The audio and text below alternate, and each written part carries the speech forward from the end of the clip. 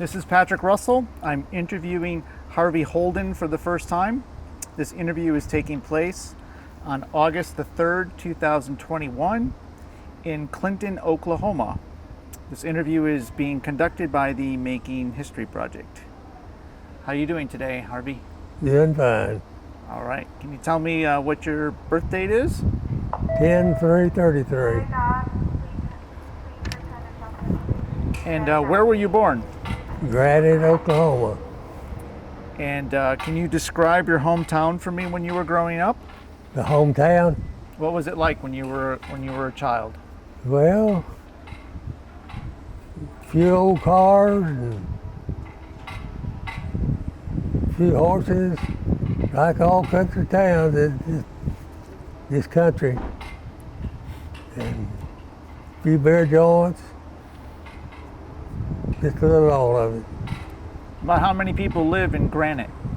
I was born in the country north of the mountain, and I'd say at that time 1,000. So small town. And Yeah. what's Granite known for?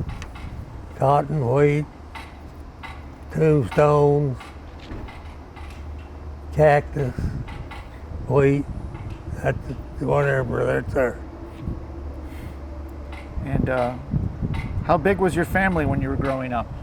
5 of us. 5. All right. Mom and dad, 1 brother and 1 sister. Okay.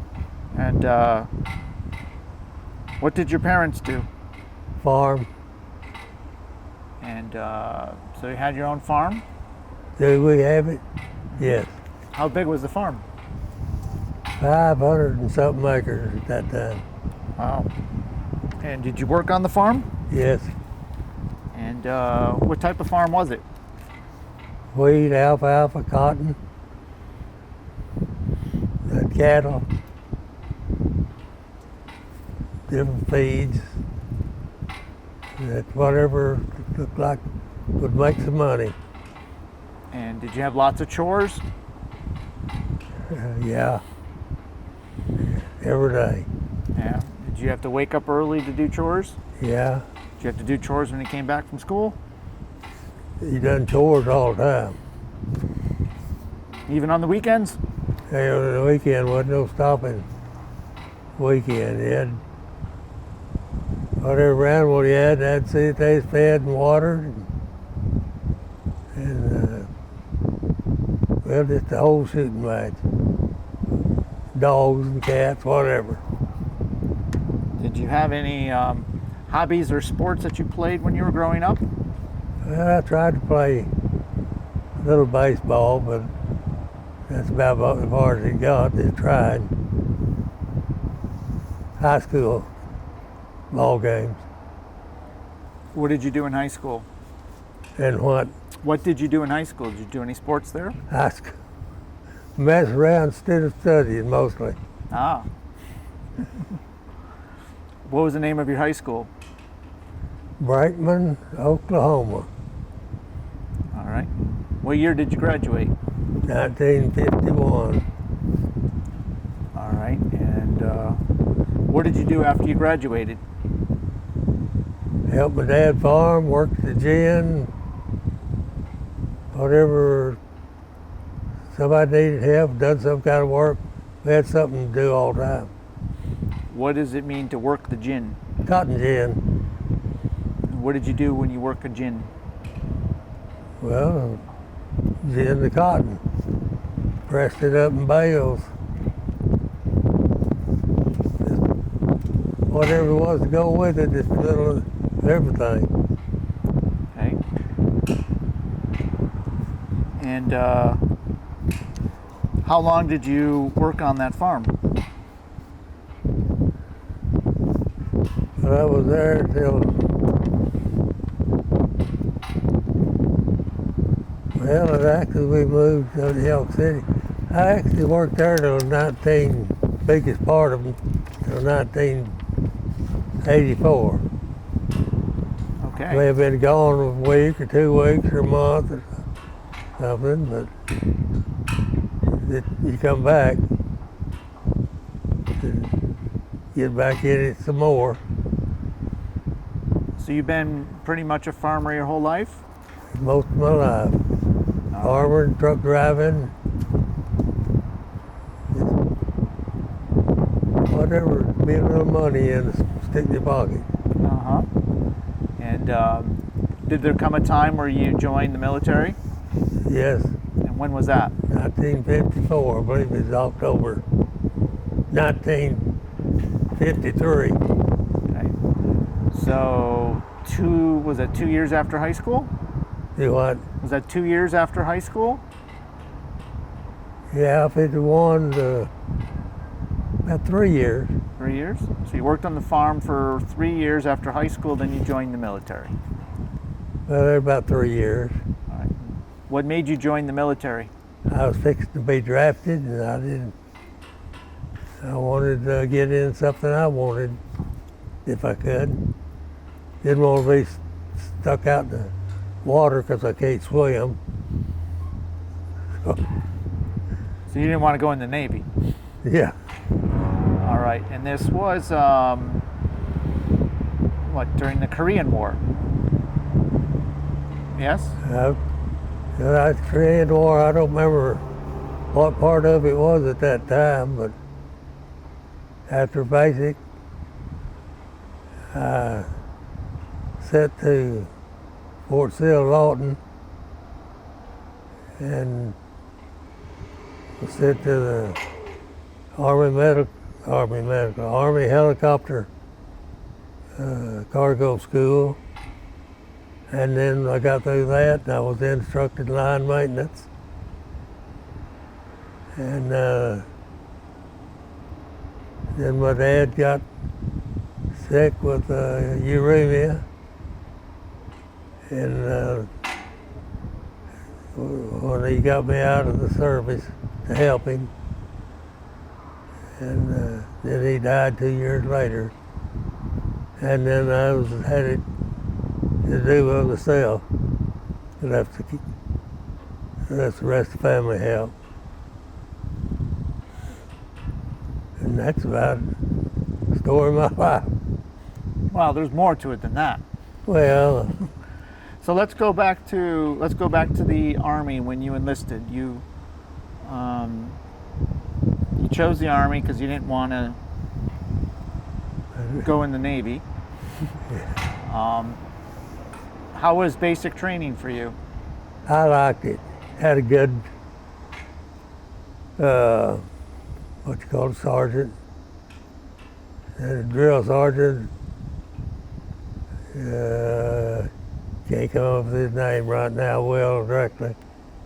He looked like Van Johnson, just like him. And had good eats. That sergeant, platoon sergeant, not the company sergeant, and had good food. But it says the Army don't have good food. Part of it don't, I guess. But I was in one till I come to Fort Sill, then I got in some good eat. How long was basic training for? 8 weeks, I believe. And where did you do basic training? Fort Smith, Arkansas, Camp Chaffee. All right. And after basic training, did you have any advanced training? Went to Lawton at whatever 2 weeks vacation was over after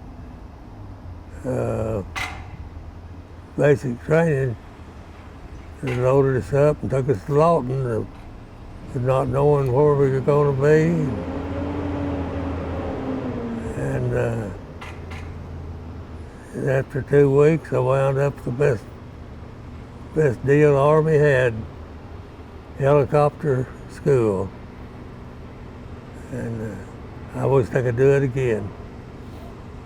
All right. So, did you choose helicopter school? No, I chose diesel mechanic. And I think I got put on my paper airplane mechanics and maintenance on guided missiles. and I went to helicopter school. Best school I had at the time.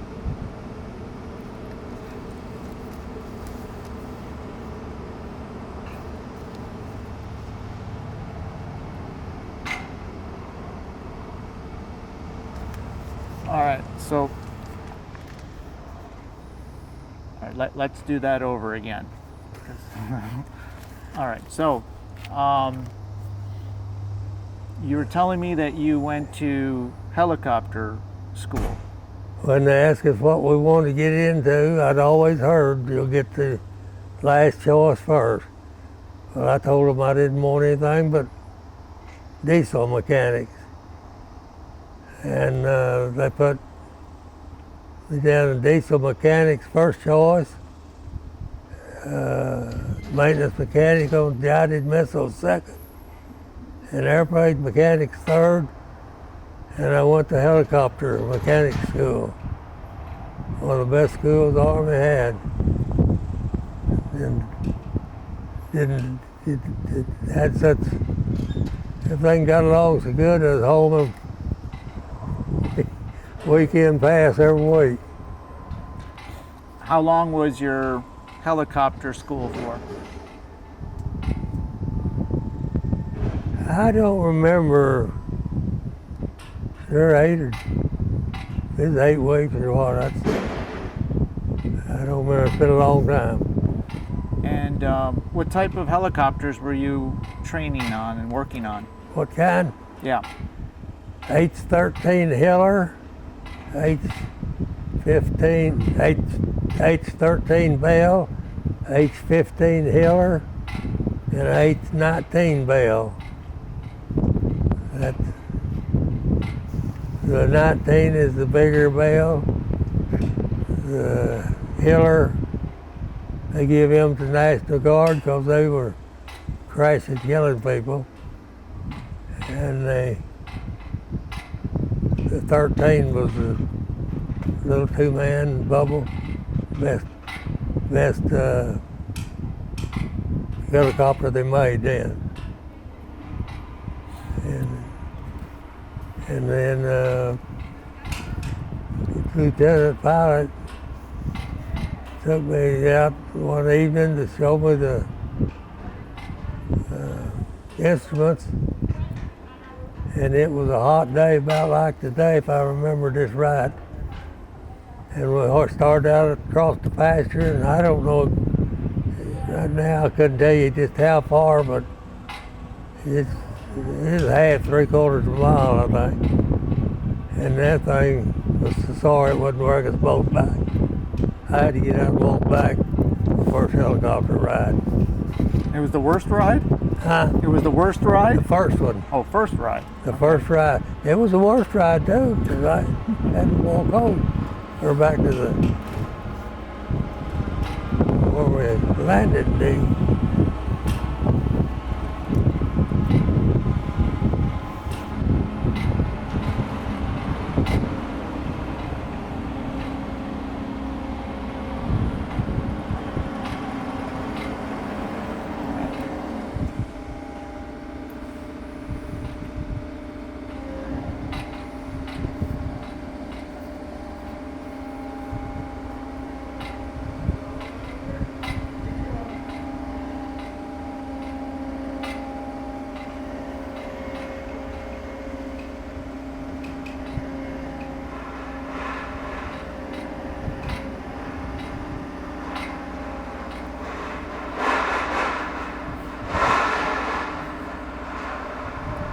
Is that your pipe?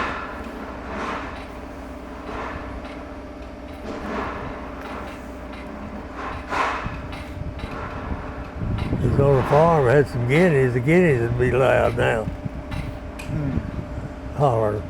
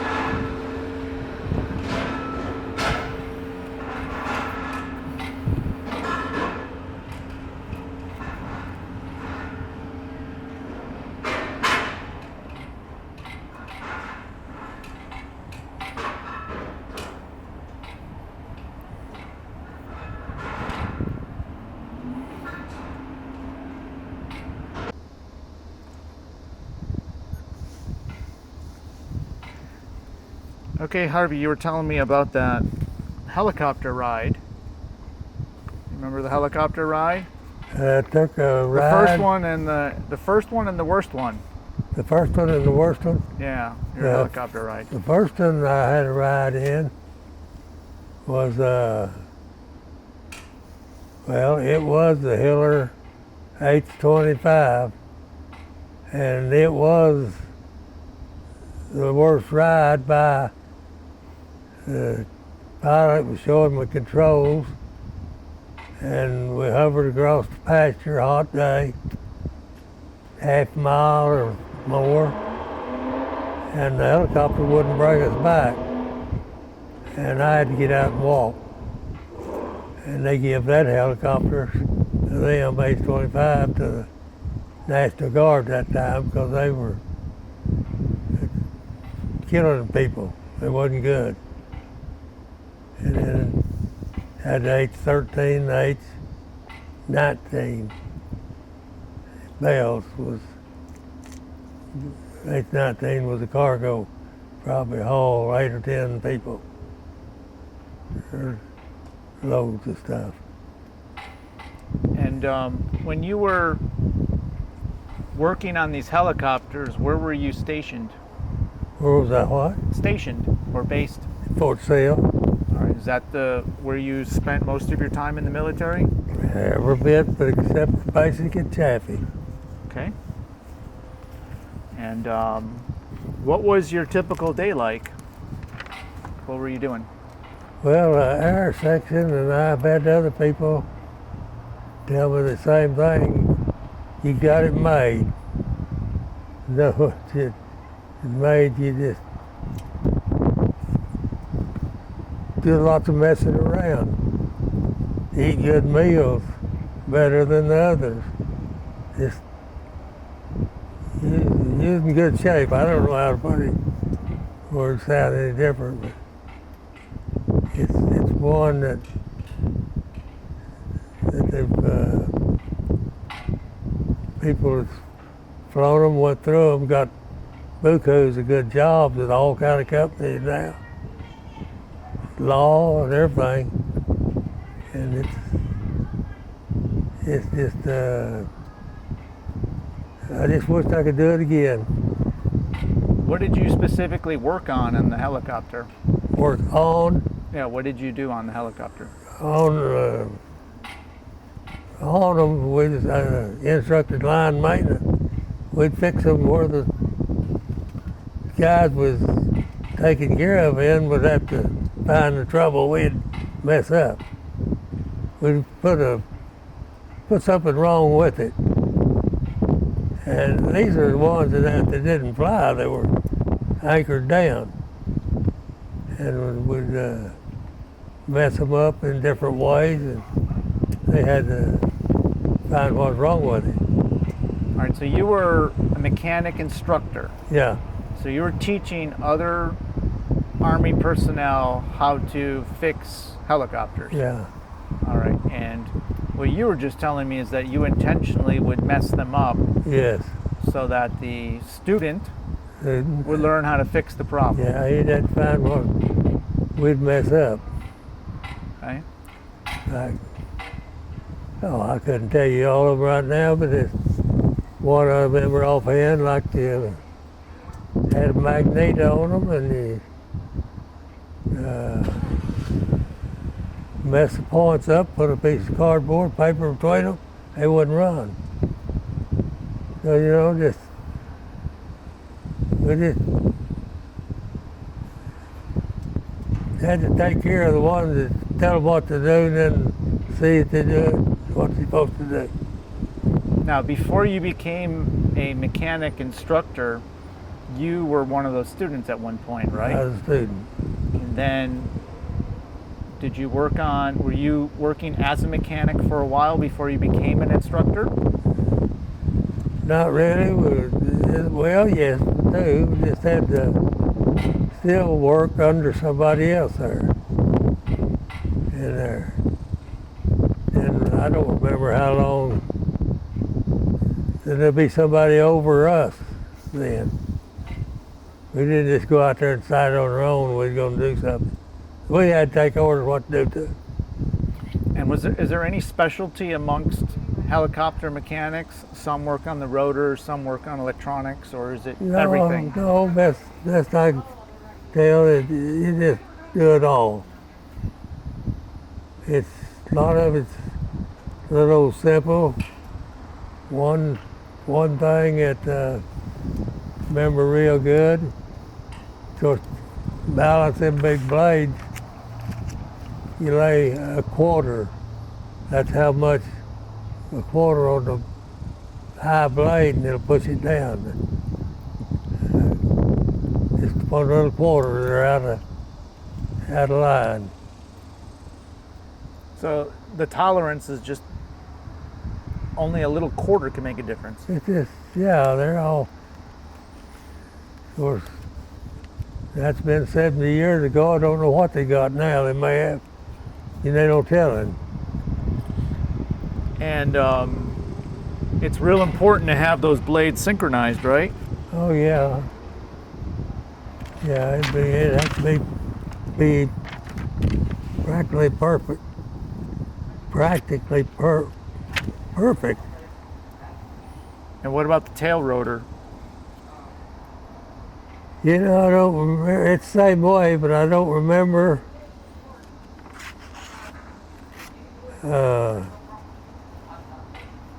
Just how I think we done it with chalk. I think. Like I said, 70 years or more. Mine's losing a lot of it. But I think if I remember right, that chalk or crayon-like stuff or something on a pole, you hold it. And I think the big blades you did too. Hold it up and it mark, touch it wherever it's off at. That's me. Hold it real still to get the mark. And the were these helicopters being used in Korea? No, not what we were working on. What were they being used for? Teaching. Only teaching. Yeah, most of them are. All right, so where you were at, you were actually not doing any repairs for active duty helicopters. It was mostly a school. Huh? It was basically a school. Yeah. Okay. And you did that for your entire military service, working in that school? All but my basic. Okay. And then I was out there. Then I think you mentioned you were discharged due to a family hardship. Yes. Right? All right. And then, but you continued to serve though, right? And what? You continued to serve though. I was in reserve. All right.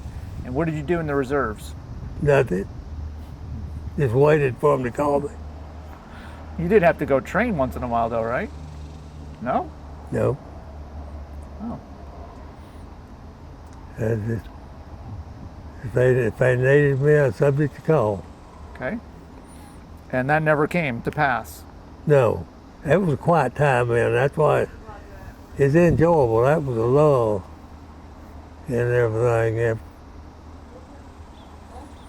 And when you were done with your active duty service, what did you do? I continued to farm till 1984. And me and my mama done the farming, and for several years, then in later years I'd done it all, so I quit in 1984. I was tired of it. Of course, people wouldn't believe it. I could say something like, but I would have liked to have went back and picked up on that and got a good education on it. It had a good, you could name your job nearly, because they think how many things they're used for. Ambulances and everything. So you wish you could have done what? Went back and got upgraded training and stayed with that. All right. But what did you end up doing after selling? Did you sell the farm? No, we still got it. My son's got it. Okay. So what did you do after the farm? I drove a truck just like that when it pulled out there for that same company. And oxygen truck. And I worked computer deal out here to the Elk City. And then I worked some for Red Rock Mental Health. And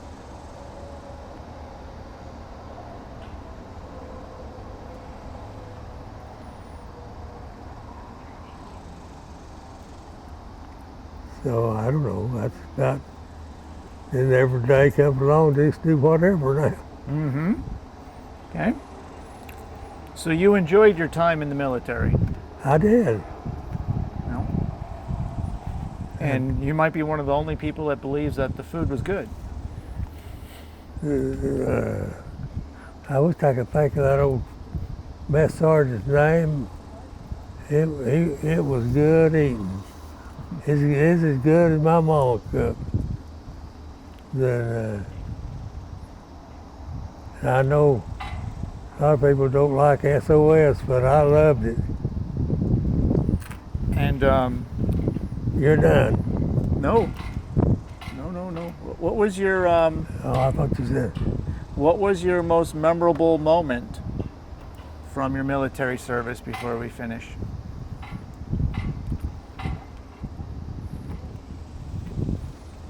Oh gosh, I don't know. Besides that helicopter ride, what else? Yeah, well, when I come in eating,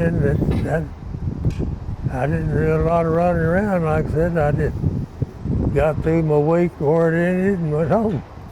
Mm-hmm. And helped out there, and then get back Sunday evening, and time to fold up and go back down for 3 or 4, 5 days, whatever it was. Did you ever hang out with any of the pilots of the helicopters? No, No? No. They never came by and that was a pilot that I told you took me on the ride. But what about research and development? Did anybody come by to ask for improvements or ideas of how to make the helicopters better? no, there was one old sergeant. That was when we was all getting our training. He had been working on them for years. Some shade tree mechanic, if you know what that is. He can just do it wherever. He's a good. He learned to take everything from his own doings. Didn't have all these books, and he had argued with somebody teaching that was getting it all. I knew it wouldn't be wrong. He had the right to argue, but they didn't want him to argue. They do what he told them or what they wanted, and they kept telling him to kick him out. But then one day, he's gone. He was at that time probably 40-something years old. He opened his mouth, tried to tell him, so that's one case I know of. He'd keep your mouth shut. Sure. But there wasn't much went on. Like I said, I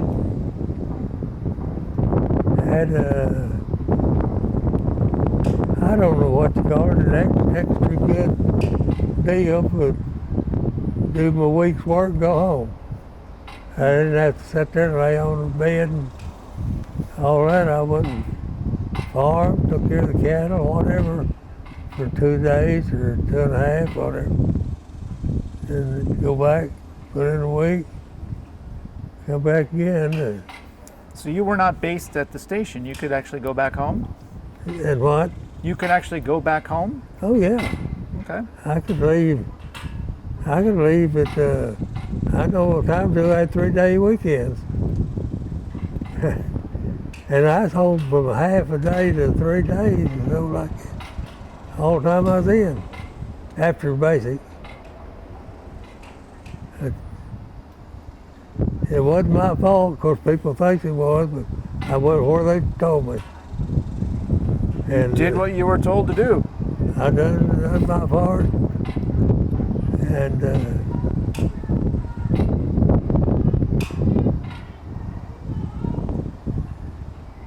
I can't help it the way it turned out. If they don't like it, most people don't realize I was maybe been helping somebody save somebody else's life too. You know, figure out how to fix something that keep them from losing their life. Yeah. And lots of other things too. And I know there's guys that done had hard times, had rough times, but I was thankful that I didn't, and that's the way it is. Is there anything you would like to add that I did not ask? No, I couldn't think of anything. Like I say, what I did, what was going on, there ain't much you could ask for. Well, Harvey, I want to thank you for sharing your story with me today. So thank you. And thank you for your service to our country as well. Well, I'm like that. Everything you do a little bit. But as I say, there's people that done a weight of a bunch more than I done. But like I say, I'm proud of what I done. And that's all I know, I guess. All right. Well, thank you. Okay.